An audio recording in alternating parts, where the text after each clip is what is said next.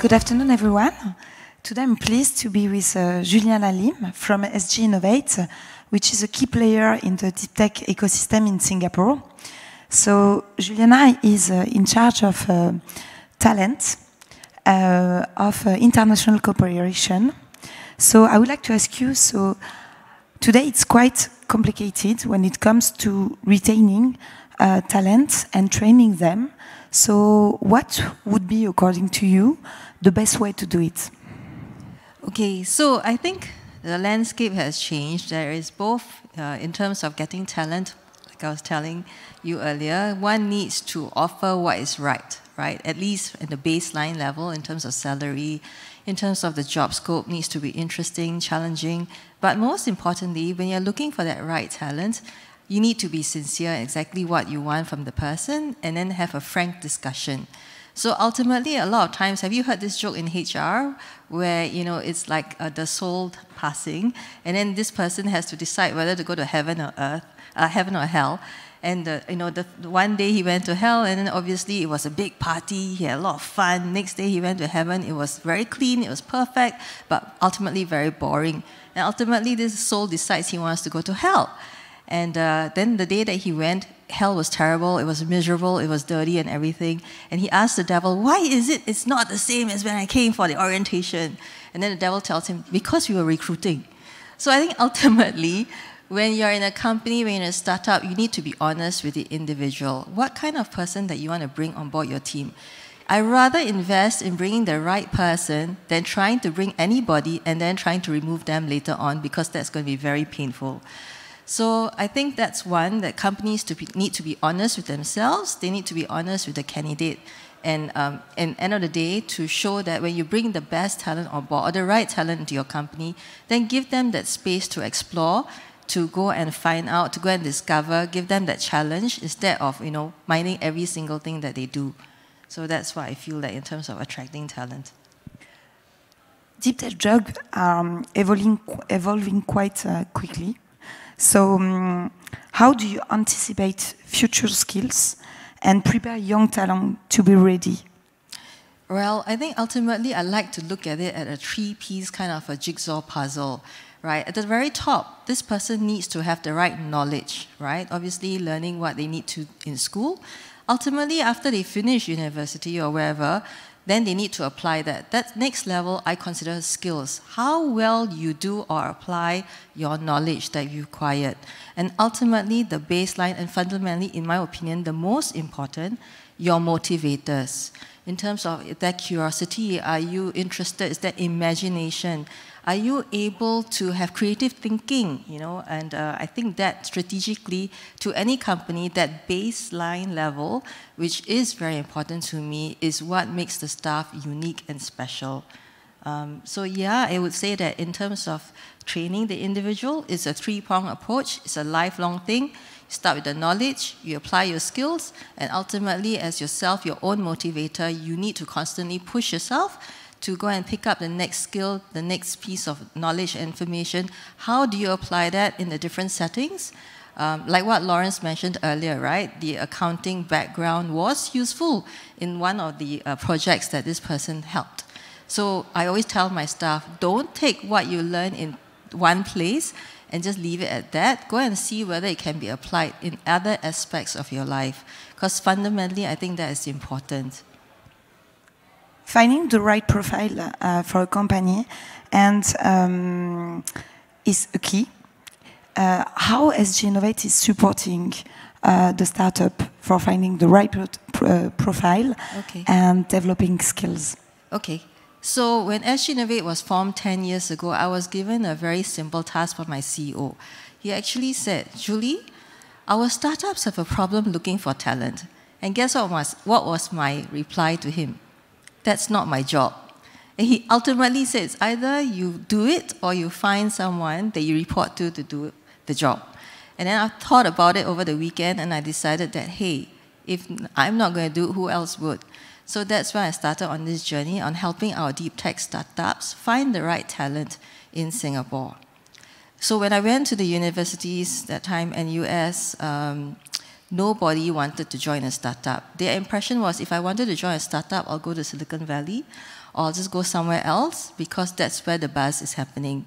And I really had to, and my team had to change this perception of our young talent, that there are interesting things in this space. So Summation was one of the things, the programs that we started, pairing young STEM talent to feed them into our deep tech startups.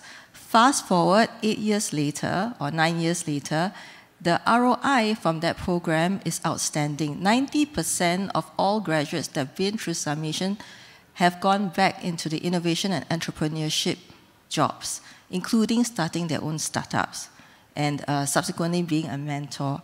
So I think ultimately one needs to look at what is that long-term impact that you want to drive, and then measure it with short-term KPIs like placements, and then tracking that data to ensure that there is the outcome that you are desiring.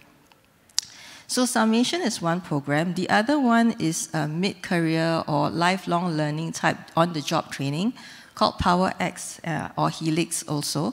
And that basically looks at bringing on board talent, that skill set, and transferring that skill set and transforming it into new domains, new industries. So when COVID hit and a lot of the aerospace engineers were out of jobs, we transformed them into robotics engineers. Right? So they just had to pick up certain skills on the job training. We put them in a startup, and subsequently they help grow these startups.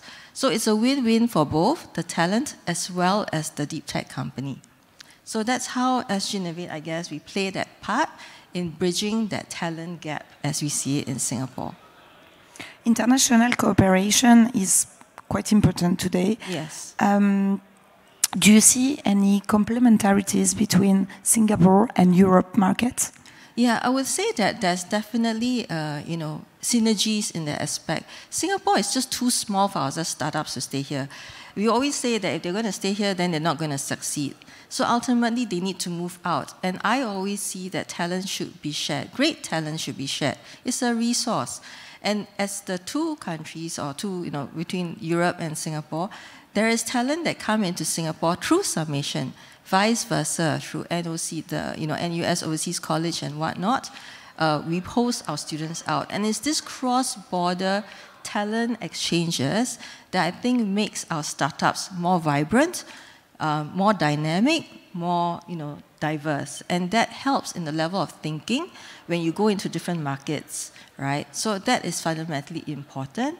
And definitely, I see that kind of collaboration really works. For us this year in SGInnovate, we have strong partnerships, obviously with France. So a lot of your university students also apply to my Summation. Just FYI, I only have 110 projects a year, but I have 1,400 applicants worldwide. So that's the level of competition we're looking at. So all our startups, when they get on, they know they need to really have a great project. So if any one of you out there who has a very interesting project in deep tech, please let me know. We're always on the lookout because you will get the best talent from around the world and locally.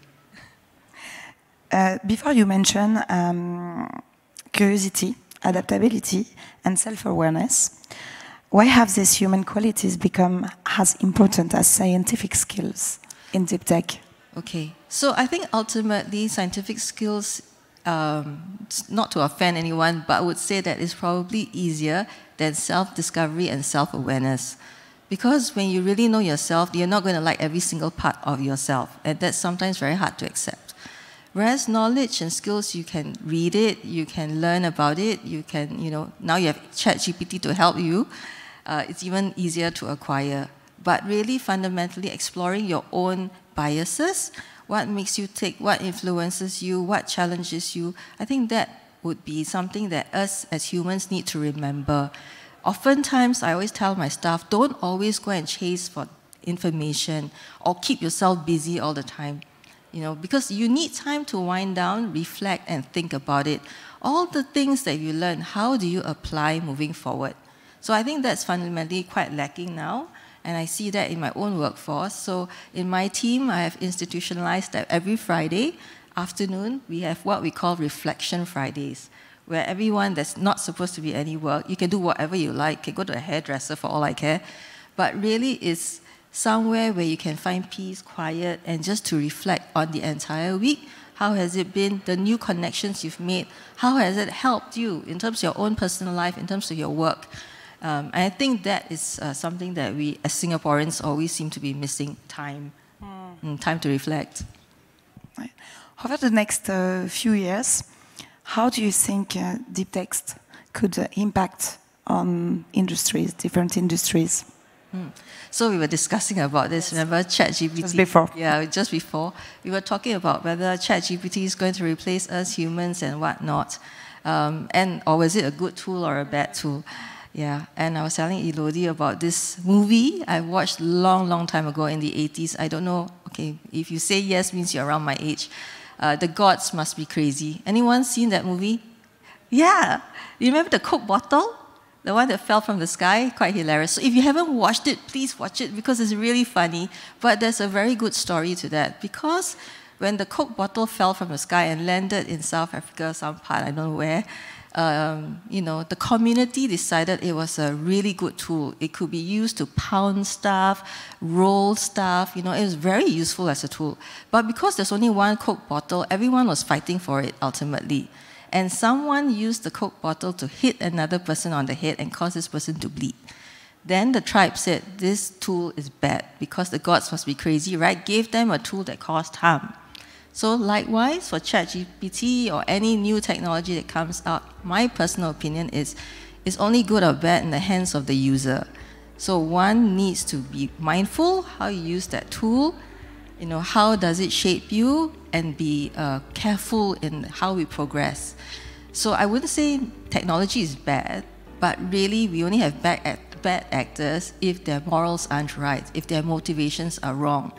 And ultimately, that is what makes us human and not machines. And I'll end with that. Thank you very much, Juliana. So if you have any deep tech projects, feel free to meet with her. Thank you very much.